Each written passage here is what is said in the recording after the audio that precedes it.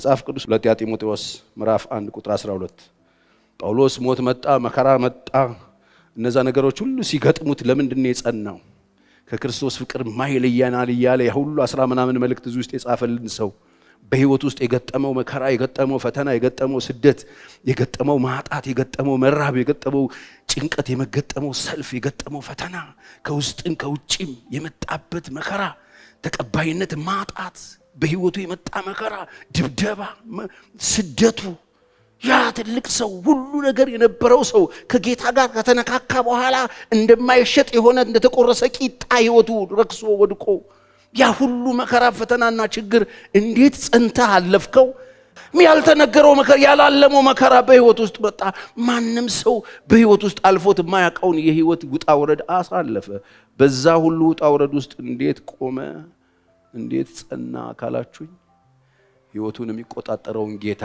ስላወቀው ጌታ የማያውቀው ነገር በህይወቱ አይሆንም እስቲ ጌታ በሉ የማያውቀው ነገር በህይወቴ አይሆንም ይሄን ስታውቁ ኃይል ታገኛላችሁ መከራ ውስጥ ኃይል ታገኛላችሁ በሽታ ውስጥ ኃይል ታገኛላችሁ አሞታል እኮ እሱ አንድም ሁለቴ ሶስቴ ለመንኩት ኃይሌ በድካም ይበቃል አለኝ ጸጋዬ ይበቃል እየተባለ ፈተናው ብዙ ነው ማት እኮ መከራ ነው ያለፈው እኔ እሱ መከራ ብቻ አውጥቼ እዚህ ጋር አንድ ቀን እናየዋለን እንዴት ሰው እንደዚህ ከዛ ወርዶ እንደዚህ አይነት ፈተና ውስጥ ይገባል አንድ ነገር ገባው ህይወቱን የሚቆጣጠረው ማን እንደሆነ አውቋል ለዚህ ነው እንደዚህ ይላል መጽሐፍ ስለዚህ ምክንያት ይህን መከራ ደግሞ ተቀብያለሁ በህይወቴ ውስጥ የምታዩት መከራ የምታዩት ስደት የምታዩት ችግር የምታዩት ጉስቁልና የምታዩት ፈተና በህይወቴ የመጣ የትኛውም አይነት ውጣ ውረድና ችግር እነዚህን መከራዎች ሁሉ እነዚህ መከራዎች ደግሞ ተቀብያለሁ ስለምን ስለዚህ ምክንያት ምንድነው ምክንያቱ ስሙ ነገር ግን አላፍርበት ለምን ሲባል ያመንኩትን ዋው ለካ ሰው ያመነበትን ሲያቅ በመከራ ውስጥ ይዘምራል አያፍርበትም በባዶነቱ አያፍርም በውርደቱ አያፍርም በደረሰበት መከራ አያፍርም በሚያልፍበት ችግር አያፍርም መከራ በህይወቱ ቢፈራረቅ አያፍርም ይሄ በምን ምክንያት አውቀዋለሁ ያመንኩትን አለ ምን ማለት ነው መንገዴን አረማመዴን ያቃል አስተማሪ ከኔ አይለይም ደማስቆ መጥቶ የተገናኘኝ የሆነ ፌርማታ ላይ ጥሎኛ ሄድም አውቀዋለሁ ያመናችሁትን ስታውቁ በመከራ ውስጥ መጽናት ትችላላችሁ ጸናለሁ አላፍርበት ያመንኩትን አውቃለሁ ደግሞ የሰጠሁትን አደራ እስከዚያን ቀን ድረስ ይጠብቅ እንዲችል ተረድቻለሁ የሰጠሁትን አደራ ጌታ ሆይ ይሄው ህይወቴን ብዬ ጌታ ሆይ ምን አደርግ ዘንድ ትወዳለህ ብዬ ደማስቆ ተገናኝተን ራሴን አሳልፌ የሰጠሁትን አደራውን እንደማይበላ አደራውን እንደማያጥፍ ይሄንን አውቃለሁ ያመንኩትን አውቀዋለሁ ለምን ያመንኩት ታማኝ ነው በየትኛውም የህይወቱ ውጣ ውረድ ውስጥ አይተወኝም ያውቃል ነው እያለ ያለው ወገኖቼ ህይወታችሁን እግዚአብሔር እንደሚቆጣጠረው ስታውቁ እንደዚህ አይነት ማንነት ነው የሚኖራችሁ ህይወታችሁን እግዚአብሔር እንደሚቆጣጠረው መንገዳችሁን እግዚአብሔር እንደሚቆጣጠረው ካወቃችሁ የምትፈሩት መከራ የምትፈሩት ህመም የምትፈሩት ሞት የምትፈሩት ጉስቁልና የምትፈሩት አውራቂስ የሚመጣ ማዕበል የሚመጣ በህይወታችሁ የሚከሰቱ አዳዲስ ነገሮች ስጋት አይሆኑ ለምን በዛ ሁሉ ውስጥ እግዚአብሔር ከኛ ጋር መከራን አውቃለሁ ረሃብን አውቃለሁ ማጣትን አውቃለሁ ከፍታ ዝቅታን አውቃለሁ በወደደኝ በርሱ ከስንቱ ከአሸናፊዎች ሁሉ በልጣለሁ አለ በማ በርሱ እሱ መከራዬን የሚያይ ነው እርሱ ችግሬን የሚያይ ነው በማልፍበት መንገድ ሁሉ እሱ ከኔ ጋር ያመንኩትን አውቀዋለሁ አሁንስ ጨለማ ውስጥ ነው ያለው እዚህ ውስጥ አልገባም አይለኝም አሁን መከራ ውስጥ ነው ያለው እዚህ ውስጥ አልገባም ለዚህ ነው እኮ ጋውራቂስ ንፋስ መጥቶ የተመቱ ጊዜ መርከባቸው ተሰባብራ ብትንትናቸው ወጥቶ አያሌ ቀን በሞትና በህይወት በነበሩበት ጊዜ ሁሉ ሲሰቃዩ መጥቶ ጳውሎስ ማጽናናት የቻለው የማይለይ አምላክ የተሰባበረ ታንኳው ላይ መጥቶ መልአኩን ልኮ የእርሱ የመሆንና የማገለግለው የእግዚአብሔር መልአክ ትናንትና መጥቶ ነበር አለ ራሱ ሲተርክ ከዚህ መርከብ በስተቀር አንዱም አይጠፋም አትፍራ ጳውሎስ ብሎኛል አይዟችሁ አትሞቱም እያለ ያጽናና ህይወታችሁን የሚቆጣጠረው ማን እንደሆነ ስታውቁ እንዲህ አይነት አቅም ነው የሚኖራችሁ። በችግር ውስጥ ጥሏችሁ አይሄድ። እስቲ አሜን። አዎ ጥሏችሁ አይሄድ። መከራ ውስጥ አሳልፎ ጥሏችሁ አይሄድ። ምን እያልክ ነው ፓስተር ቸሪ? በቃ ይሄን ስታውቁ ህይወታችሁን የሚቆጣጠረው ሉዓላዊ አምላክ እንደሆነ ስታውቁ፣ ማንም ከልካይ የሌለው እንደሆነ ስታውቁ፣ እኔም ማመልከው ሉዓላዊ ነው። የማንም ይሁንታ አያስፈልገውም። የማንም እጅ መነሳት አያስፈልገውም። አምላክ ለመሆን የማንም ድጋፍ አያስፈልገውም። የማንም ድምጽ የማያስፈልገው፣ የማንም ድምጽ ኃይል የማይሆነው፣ የማንም እጅ መነሳት ጉልበት የማይሰጠው ሉዓላዊ አምላክ ነው የምናመልከው። አሜን በሉ እስቲ በደም። አዎ ሉዓላዊ፣ ማንም እንዲያድርግ የማይለው ለዘላለም ጸንቶ የሚኖር ታላቅ አምላክ ነው የምናመልከው። አሜን። አዎ ሉዓላዊ አምላክ ነው የምናመልከው። ይሄንን ስናውቅ ህይወታችንን የሚቆጣጠረው እሱ እንደሆነ ስናውቅ፣ ይሄ በሉዓላዊ አምላክ ስር ራስን ማስገዛት ይባላል። ይሄን ስታውቁ ሉዓላዊነቱን ካወቃችሁ በኋላ ራስን ሰሚት ማድረግ ይባላል። ራስን አስገዝቶ መኖር ክርስትና ይሄ ነው። በሱ ስራ አስገዝታችሁ ስትኖሩ በየሰዓቱ እየመጣ እናንተን የሚገዛ ችርቻሮ የምትወጡበት ለገበያ የምትቀርቡበት ነገር የለም። ኦልሬዲ ለሱ ነው ያስገዛን። ግዢው ደግሞ የተፈጸመው ኢየሱስ ክርስቶስ የሚባል ጌታ ደሙን አፍስሶ ነው ዝውውር የተደረገው። ኦልሬዲ የተሸጠ ነገር ደግሞ መልሶ አይሸጥም። የገዛን ሉዓላዊ ነው። እስቲ የገዛኝ ሉዓላዊ ነው በሉ። በቃ ታዲያ የገዛን እሱ ነው። የገዛን በክቡር ደሙ ነው። ለዚህ ነው መጽሐፍ ቅዱስ ከአባቶቻችሁ በወረሳችሁት በከንቱ በሚያልፍ በብር ወይም በወርቅ አልተገዛችሁም፣ በክቡር በክርስቶስ ኢየሱስ ደም ነው ይለናል። የገዛን ማን ነው? ሉዓላዊ አምላክ። የገዛን ማን ነው? የ10 ዓመት አምላክ አይደለም፣ የ100 ዓመት አምላክ አይደለም፣ የዘላለም አምላክ፣ ማስተዋሉ የማይመረመር በጣም ገናናና ኃያል የሆነ አምላክ ምን አድርጎናል? ገዝቶናል። ምን ከፍሎ? ልጁን ከፍሎ። የገባንበት እጅ ሉዓላዊ ነው፣ ኃያል ነው። እዚህ እንደገባ ስታውቅ ህይወትን አሳልፈህ ትሰጣለህ። ለኑሮ ብቻ አይደለም ለሞትም እንሰጠው። የሚያምንብኝ ቢሞት እንኳን አስነሳዋለሁ የሚል ሉዓላዊ እጅ ላይ ገብቻለሁ። ከዚህ አንፈራ። ሉዓላዊ እጅ ላይ ገባ ሰው አለ። ሉዓላዊ እጅ ላይ ነው ያለሁት የምትሉ፣ አዎ መተን እኮ የተገዛ ነው ለሱ። በቃ ልዩነቱ ይሄ ነው። መተን በጭ አድርገን አጨብጭበን የሆነ ነገር መዝሙር ጥለንለት የምንሄድ፣ ከዛ ደግሞ ሌላ ታሪክ ውስጥ ምን ነው በቃ ይገዛል። ያመንነውን እናውቃለን። ያመንነው ሉዓላዊ ነው። ያመንነው ኤልሻዳይ ነው።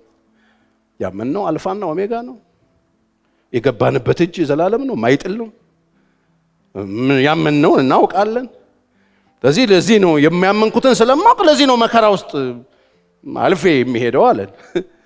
አውቃለሁ አለ። መከራን የተቀበልኩት ለዚህ ነው፣ ያመንኩትን ስለማውቀው። ምንድነው የምታውቀው? ሉዓላዊ ነው። ታዲያ ይሄ ሉዓላዊ አምላክ ሁሉንም አያስረዳችሁ፣ ሁሉንም ጥያቄ አይመልስም። ካልመለስክ ቡቲካ ብትሉት አይሰማሽ።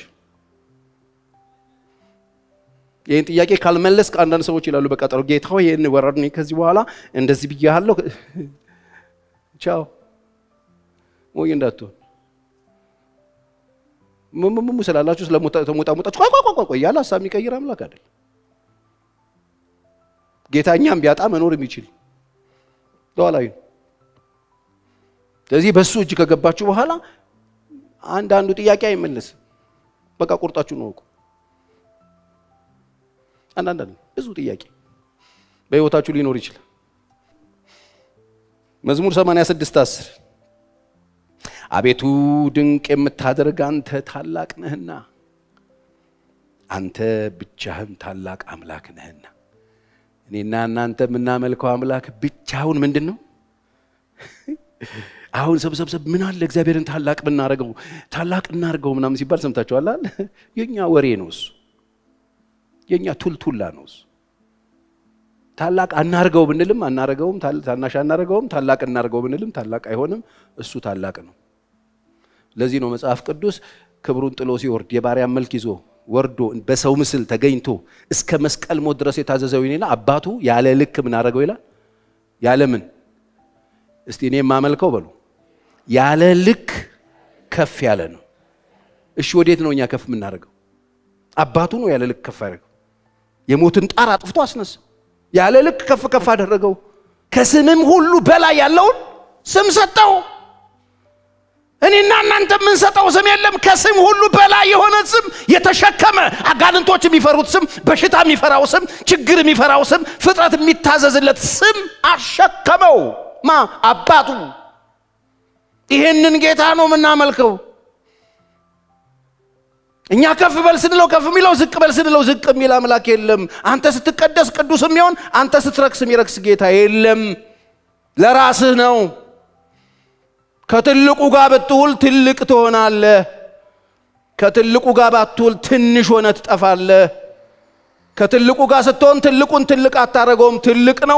ትልቅ ነው፣ ወደፊትም ትልቅ፣ ለዘላለም ትልቅ። ለዚህ ነው ታላቅ ነህና አንተ ብቻህን ነው የሚለው ዳዊት። አንተ ብቻህን ታላቅ አምላክ፣ ብቻውን ታላቅ። ያለ ምድር ክርስቲያኖች እሱ ታላቅ። አስቡበት። ኢሳይያስ 46 ከ9 እስከ 10 እኔ አምላክህ ነኝና ሌላ የለምና የቀድሞውንም የጥንቱንም ነገር አስቡ። የቀድሞውንም የጥንቱንም ነገር አስቡ። እኔ እግዚአብሔር ነኝ፣ እንደኔ ያለ ማንም የለም። ሃሌሉያ! የለም። በመጀመሪያ መጀመሪያ ላይ መጨረሻውን ከጥንትም ያልተደረገውን እናገራለሁ። ምክሬ ትጸናለች፣ ፍቃዴም ሁሉ እፈጽማለሁ እላለሁ። በመጀመሪያ መጨረሻን የሚያውቅ አንድ ብቻ ነው ወገኖቼ። መጀመሪያችንንም መጨረሻችንን በእጁ የያዘ አምላክ ነው ጌታ። እስቲ አሜን። ሉዓላዊ ነው። በመጀመሪያ መጨረሻ ፍጻሜህን ያውቃለሁ። አይገርም? እስትንፋሳችን እኮ በሱ እጅ ነው። አንተ እጅህን ስትከፍት ሕይወት ላለ ሁሉ መልካምን ታጠግባለህ። እጅህን ስትሰበስብ ሁሉ ይሞታል። በሁሉም ላይ መጽሐፍ ቅዱስ መዝሙር 135 በሁሉም ነገር ላይ ነው እግዚአብሔር ያለው፣ በሰማይ በምድር። መዝሙር 135 በሰማይና በምድር በባህርና በጥልቆች ሁሉ እግዚአብሔር የወደደውን ሁሉ አደረገ። ከምድር ዳር ደመናትን ያወጣል፣ በዝናብም ጊዜ መብረቅን አደረገ፣ ንፋሳትም ከመዝገቡ ያወጣል። እግዚአብሔር በሰማይም ላይ በምድርም ላይ በባህርም በጥልቆችም ላይ እግዚአብሔር የወደደውን ሁሉ አደረገ። ስለዚህ በሰማይም በምድርም በባህርም በንፋስም በሁሉም ላይ በዝናብም መብረቅን የሚያደርገው ማን ነው? እግዚአብሔር ነው። ስለዚህ እግዚአብሔር በሁሉ ላይ ባለስልጣን። ያመንኩትን አውቃለሁ፣ ስለዚህ አልፈራም። እግዚአብሔር ፍጥረትን ሁሉ ይቆጣጠራል የምትሉ ሰዎች አላችሁ፣ እጆቻችሁን ማየት ይችላሉ። እስቲ እግዚአብሔር በሉ እስቲ። ፍጥረትን ሁሉ ይቆጣጠራል። ሉዓላዊ ነው ስንል እኛ ላይ ብቻ አይደለም፣ በፍጥረትም በሰማይም ላይ ሉዓላዊ ነው። መጽሐፍ ቅዱስ ሲነግረን እንደሱ ነው። የብርሃኑን ደመና ይበታትናል ይላል። የውሃው ሙላት በደመና ላይ ይጭናል። ከዛ የብርሃኑን ደመና ይበታትናል። ፍቃዱ ወደ ምድራችሁ ይዞራል። ለምሕረት ቢሆን ለፍቅር ቢሆን ለይቅርታ ቢሆን ዝናብን የሚሰጥ እሱ፣ ንፋሳትን የሚያዝማ እሱ፣ ባህሩን የሚያዝማ እሱ። በሁሉ በጣም ይውላችሁ ለማስተዋል ከመታወቅ የሚያልፍ ነው እግዚአብሔር። በጣም ትልቅ ሉዓላዊ አምላክ ነው። ስለዚህ እንደ ኢየሱስ ሰጣለሁ ነፍሴን አለ ስለሚያውቀው አባቱ። እንደ ጳውሎስ እሺ ጌታ ሆይ ያመንኩትን አውቃለሁ፣ አደራም አትበላ እንደሆን ካውቃለሁ፣ በፈቃዴ ተውልሃለሁ። መከራውን ስቀበል ይሄን መከራ የምቀበለው ያመንኩን ስለማውቅ ነው። በሁሉ ላይ ጌታ ስለሆንክ ነው። በባለስልጣኑ ላይ ጌታ ነህ፣ በኃያሉ ላይ ጌታ ነህ፣ በአየሩ ላይ ጌታ ነህ፣ በሰማዩ ላይ ጌታ ነህ፣ በባህሩ ላይ ጌታ ነህ፣ በፍጥረት ሁሉ ላይ ጌታ ነህ፣ በዝናቡ ላይ። ይሄ ነው እግዚአብሔር። በጣም ትልቅ ነው እግዚአብሔር። ይሄንን ወቁ። ይሄንን ስታውቁ ህይወታችሁን የሚቆጣጠረው ማን እንደሆነ ስታውቁ አረማመዳችሁ ይስተካከላል። የሰውን አረማመዱን አይቼ አናኗር ዘይውን አይቼ ምን እንደሚያምን ማወቅ እችላለሁ። በምን እንደሚተማመን ማወቅ እችላለሁ። ስለዚህ ያመናችሁትን ቼክ አድርጉ። መጽሐፍ እንደዚህ ይላል፣ ዳንኤል ምዕራፍ 2 ቁጥር 20 ላይ ዳንኤልም ተናገረ እንዲህም አለ፣ ጥበብና ኃይልን ለእርሱ ነውና። ስለ እግዚአብሔር ሲናገር የእግዚአብሔር ስም ከዘላለም እስከ ዘላለም ይባረክ። ጊዜያትንና ዘመናትን ይለውጣል። እስቲ ጮክ በሉና ጊዜያትንና ዘመናትን ይለውጣል በሉ። ነገስታትንም ያፈልሳል። የነገስታትን ያስነሳል። ጥበብን ለጠቢባን ዕውቀትን ለአስተዋዮች ይሰጣል። በጣም ትልቅ ከዘላለም እስከ ዘላለም ነው እግዚአብሔር። ኃይሉም ጥበቡም ዕውቀትን ለአዋቂ ጥበብን ለጠቢባን ይሰጣል። ነገስታትን ያፈልሳል፣ ያመጣል። ከፈለገ ደግሞ ይበትናል፣ ያጸናል፣ ያቆማል። ጥበብን ከፈለጉ ጥበብ ይሰጣል። እንደሱ ብሎ ይነግረዋል። ምክንያቱም ሰውየው ህልም አይቶ ታስታውሳላችሁ፣ የሆነ ዥንጉርጉር ህልም አይቶ ጥሩ ወርቅ የሚመስል ከዛ ከደረቱ ደግሞ ብር፣ ሆዱ ደግሞ ወገቡ ምናምን ጭኑ ምናምን ደግሞ ይሄ እንትኑ ደግሞ ሌላ አካሉም የሆነ ሸክላ ምናምን ብሎ የሆነ ራእይ አይቶ ግራ ገብቶ ተጨንቆ ምንድነው ሲለው ነው ይሄንን የሚነግረው። ያፈልሳቸዋል ከፈለገ፣ ይጥላቸዋል ከፈለገ፣ ያነሳቸዋል ከፈለገ ብሎ ይነግረዋል። ሌላው ዳንኤል 4:35 በምድርም የሚኖሩ ሁሉ እንደ ምናምን ይቆጠራሉ፣ በሰማይም ሰራዊት በምድርም ላይ በሚኖሩ መካከል እንደ ፈቃዱ ያደርጋል። እጁንም የሚከለክላት ወይም ምን ታደርጋለህ የሚለው የለም።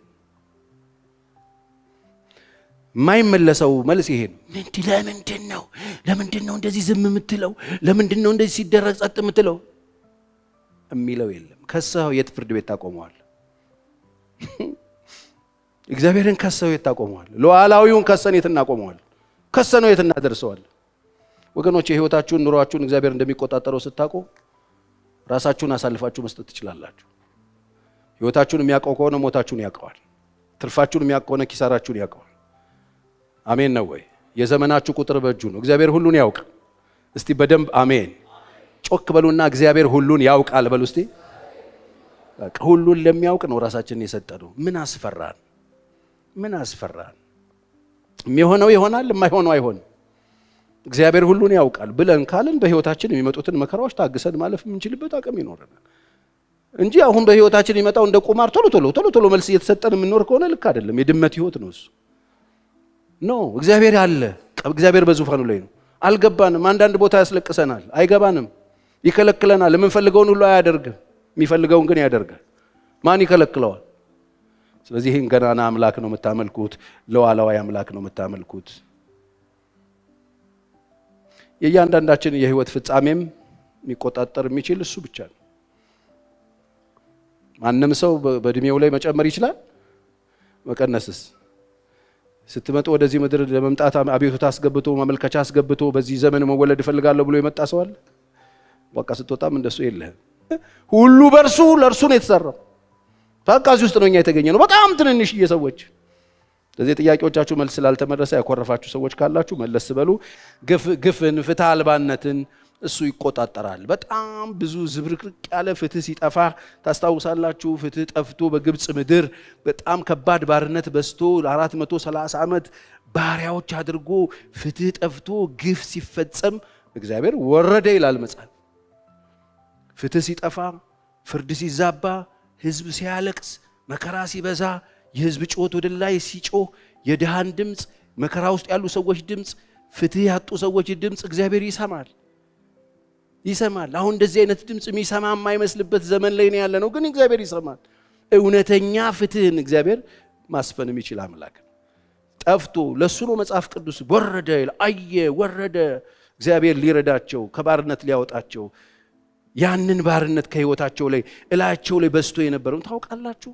ግፍ ፈርዖን እንዴት ያስጨንቃቸው እንደነበር፣ መከራቸው እንዴት እንዳበዛው፣ ሸክላውን ጡብ ጨፍጥ ብሎ ልክ ስለ እግዚአብሔር መስማት ሲጀምሩ ጭዱን አስነጥቆ እንደገና ቁጥር እንዳይቀንስ ብሎ መከራቸውን ሲጨምርባቸው ከገቢ በላይ ግብር ስትጠየቅ እንደማለት፣ ከገቢ በላይ ግብር ሲመጣ እንደማለት በጣም ህይወታቸው በሙሉ ቁልፍልፍ አረገባቸው። በዛ ላይ ደግሞ ግርፋቱ፣ ከዛ ላይ ደግሞ ጅራፉ ህይወት በጣም መከራ ሆኖባቸው ኑሮ በጣም ከብዷቸው ጭቃብኪነት ሰልችቷቸው ብዛታቸው ብዙ ነበር ጨነቅ ብሏቸው ሲጮሁ እግዚአብሔር ሰማ። የምናመልከው ይሄንን አምላክ ነው። ክብር ለኢየሱስ ይሁን። ፍትህ ለማምጣት ሙሴን ጠራው ሂድ አለ። እግዚአብሔር አምላክ ፍትህ ሲጠፋ ፍርድ ሲዛባ መከራ ሲጨምር ችግር ሲሆን ሰው ሲጮህ እግዚአብሔር ይሄንንም ይቆጣጣራል። አይመስልም አይደል? 430 ዓመት ያንን ግፍ አየና ወረደ። እግዚአብሔር ሊረዳቸው ታምራት ሰርቶ የሚገርም ታምራት አይችልም እንዴ እስኪባል 10 ከፈርዖን ጋር የሚቃለዱ ነው ይመስሉት። እግዚአብሔርና ፈርዖን ልቀቅ አለቅ እሺ እለቃለሁ ዝክ ሲለቀው አለቅ። ይሄ በጣም ዘግናኝ ነው። እግዚአብሔር የሚቃለድ ነው ይመስሉ። እግዚአብሔር የፈርዖንን ልብ አደድሮት እስከ መጨረሻ ትዕግስት ጠበቀው። አይገርማችሁም? እግዚአብሔር ለምንድን ነው እንደዚህ ያደረገው ላለው ነው አንዳንዴ ሳነበው እሱ ታሪክ ይገርመኛል። ለምንድን ነው በአንደኛው ጭርስ አድርጓቸው ያለወጣለ? እግዚአብሔር እድል ይሰጣል። ወደ ልቡ እንዲመለስ ሰው ነው አይደል? ፈርዖንም ወደ ልቡ እንዲመለስ የሚያደርገውን እንዲያይ የሚሰራውን ነገር እንዲመለከት አንዴ ደም ያደርገዋል ውሃውን፣ አንዴ ጓጉንቸሩ ይመጣል፣ አንዴ ቅማሉ ይመጣል፣ አንዴ ያልመጣ ነገር የለም። ጓጉንቸሩ ያልመጣ የመከራ አይነት የለም። ሁሉም መከራዎችን እርስት ያደርገዋል። በማግስቱ እምቢ ይላል። ሲጨነቅ ደግሞ ይላል፣ ሲለቀቅ ደግሞ እምቢ ይላል። 11ኛ እያንዳንዱ ሰው ቤት የግል ለቅሶ እንዲኖረው አደረገ። የበኩር ልጆቻቸውን ወስዶ አጥፊው አለፈና መታቸው። የዛን ጊዜ በቃ ለቀቀ ስትሉ ደሞ ቆጨው እንደገና የከተታቸውን 3ኛውን ሰራዊት ያንን ባለፈረስ አውጥቶ እንደገና አስጋልቦ ለካ የመጨረሻ ደግሞ ቀብር ስርዓት የቀረውን እንኳን ይዞ እንዳይቀመጥ ተከትሎ ሄደና ባህር ገባ ይላል መጽሐፍ። ወገኖች እግዚአብሔር ይነሳል። ለእግዚአብሔር የሚሳነው ነገር የለም። ፍትህ ሲጠፋ ፍርድ ሲዛባ ጭቆና ሲበዛ መከራ ሲበዛ እግዚአብሔር ያያል። እግዚአብሔር የማያየው ነገር እየኖራችሁ ይመስላችሁ ሰዎች እግዚአብሔር ሁሉን ያያል። እስትንፋሳችንን በእጁ የያዘ አምላክ ሁሉን ነገር ይቆጣጠራል። ክብር ለኢየሱስ ይሁን።